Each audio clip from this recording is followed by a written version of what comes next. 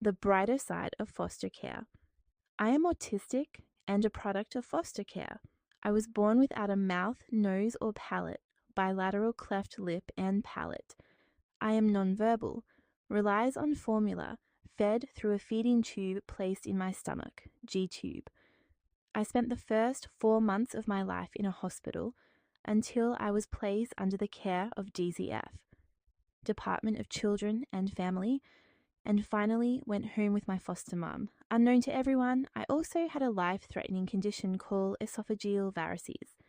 My first episode was discovered by my foster mum when she found me late one night sitting in my crib in a pool of blood. She rushed me to the ER but was told it was just a nosebleed and I was discharged. But thank God for her assertive advocacy, she demanded a more detailed examination, which came with negative response from the hospital staff, and again was told she is okay, take her home. She walked away, leaving me in the hospital, telling the staff to do their job. She returned next morning and was told the same story. Take her home, she is fine, just a nosebleed.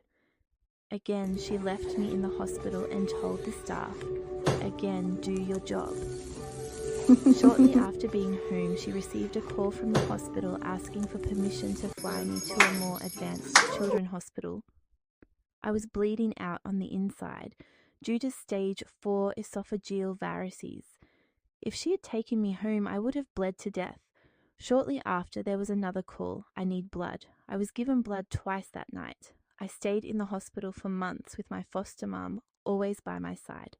And after surgeries, I was discharged back home with my foster mum.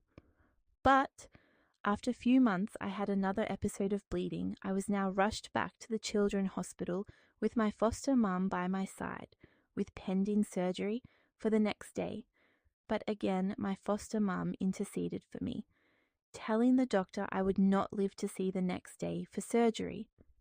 Again, with her assertive personality, she demanded prompt intervention, upsetting the doctor and nurse, but it worked.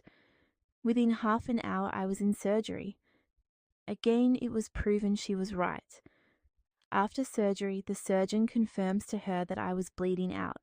My stomach was filled with blood. Then came the day of discharge. Recommendation is to discharge me to hospice care, get a DNR, do not resuscitate, because I would not survive.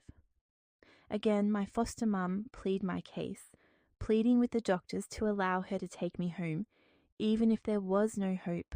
And after many phone calls and meetings, I was discharged in her care as hospice placement.